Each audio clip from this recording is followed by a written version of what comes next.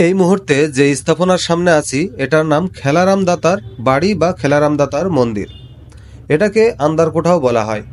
ঢাকা জেলার নবাবগঞ্জ উপজেলাতে যদি কখনো আসেন তাহলে এখানে অসংখ্য জমিদার বাড়ি ও পুরাতন স্থাপনা দেখতে পাবেন।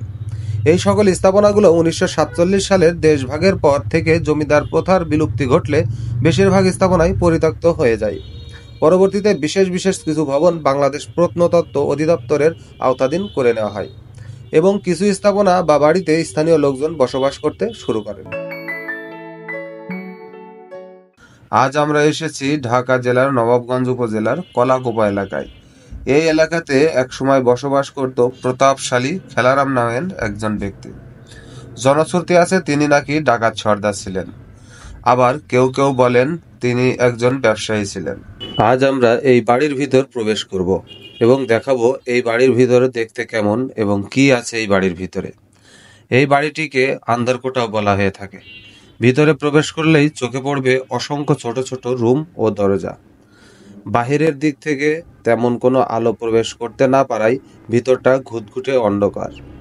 এই কারণেই হয়তো এই বাড়িটির নামকরণ করা হয় আন্দারকোঠা।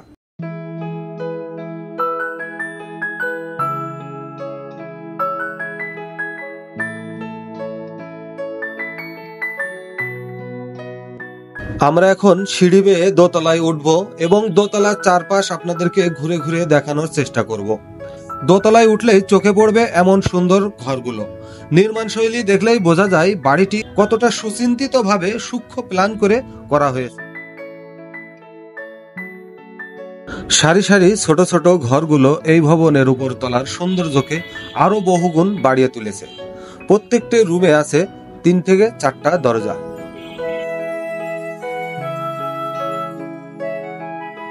আমরা যখন এই ভবনের বিভিন্ন অংশ ঘুরে ঘুরে দেখছিলাম আর ভাবছিলাম কতই না সৃষ্টিশীল ও নান্দনিক চিন্তাধারার লোক ছিলেন আগেকার দিনের নির্মাণ শিল্পীরা। শত শত বছরের পুরাতন স্থাপনা, অথচ কাজগুলো কতই না আধুনিক মানের।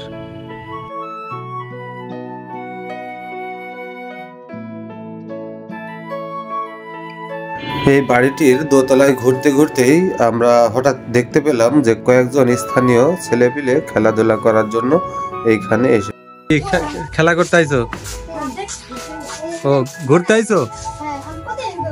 প্রতিদিন ঘুরবার আসো? এই যে দাগাইছে কেডা কারায়? তারাই লেখে না? লেখালেখি না নিষেধ? তাও লেখে না? চুরি করে করে লেখে? তোমরা এই যে আসো, তোমাদের ভয় টয় করে না? সত্যি? আমার তো ভয় করছিল। ভয় নাই না? তাহলে তোমরা মাঝে মাঝে আছে খেলা করবে? প্রতিদিনে আসো? আর এর আগে ওই যে দরজাগুলো ইয়ে করা ছিল, গ্রিল দেওয়া ছিল, চোরে চুরি করে নিয়ে গেছে।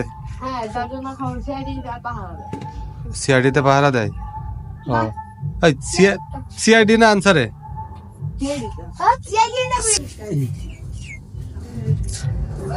কি আপনার কি এই ঘর সম্বন্ধে কোনো জানা আছে? এই ভবন সম্বন্ধে জানা নাই, প্রথম আসলাম। এটা কিন্তু একটা মন্দিরও ছিল, জানেন? মানে কি মন্দির ছিল সেটা। আর এই যে বিল্ডিং গুলো, বিল্ডিং এর রং ছিল আপনার লাল, এখন তো সাদা করছে এগুলা। আর নির্মাণ শৈলীটা দেখছেন কত সুন্দর। নির্মাণ শৈলী দেখলেই বোঝা যায় কতটা যত্নে ও মায়া দিয়ে প্ল্যান করে করা হয়েছিল এই বাড়িটির ডিজাইন।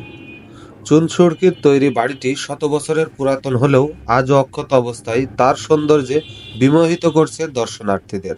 সব রাজা মহারাজা আর মহাবীর, সব রাজা মহারাজা আর মহাবীর, কাউকে সে অবকাশ দেয় না পৃথিবীতে কেউ স্থায়ী হয় না। পৃথিবীর বাস্তবতা কতটা নিষ্ঠুর, তাই না? সযত্নে বানানো এই বাড়িতে বসেই খেলারাম দাতা একসময় তার কার্য পরিকল্পনা পরিচালনা করত। আজ কালের বিবর্তে তিনি চলে গেছেন, কিন্তু তার স্মৃতিচিহ্ন বাড়িটি রয়ে গেছে। এভাবেই একদিন সবাইকেই চলে যেতে হবে, রয়ে যাবে শুধুমাত্র কর্মের স্মৃতিচিহ্নগুলো। খেলারাম দাদা তার মাকে ভীষণ ভালোবাসতেন। তার মা নাকি একবার তার কাছে আমদুধ খেতে চেয়েছিলেন। তিনি তার মায়ের আমদুধ খাওয়ার ইচ্ছা পূরণ করতেই একটি চৌবাচ্চার নির্মাণ করেন এবং সেই চৌবাচ্চার ভিতরে আমদুধ ভরে তার মাকে ওই চৌবাচ্চায় নামিয়ে দেন এবং তার মা ওই চৌবাচ্চাতে সাঁতার কেটে কেটে আমদুধ খেয়ে স্বাদ মেটান। এই ভবনটি 19 শতকের দিকে খেলারাম নামের ওই ব্যক্তি নির্মাণ করেন। শোনা যায় এই ভবনের নিচ দিয়ে পাশের ইছামতি নদী পর্যন্ত একটি সুড়ঙ্গ পথ তৈরি করেছিলেন, আর ওই সুড়ঙ্গ পথ দিয়ে লুণ্ঠনকৃত মালামাল নিয়ে এই কান্দারকোটার ভিতরে প্রবেশ করতেন। ভবনের সামনে যে দিঘিটি আছে এই দিঘির পানিতে ডুবেই মারা যান খেলারাম। এরই সাথে সাথে খেলারাম দাদার সাম্রাজ্যের অবসান ঘটে।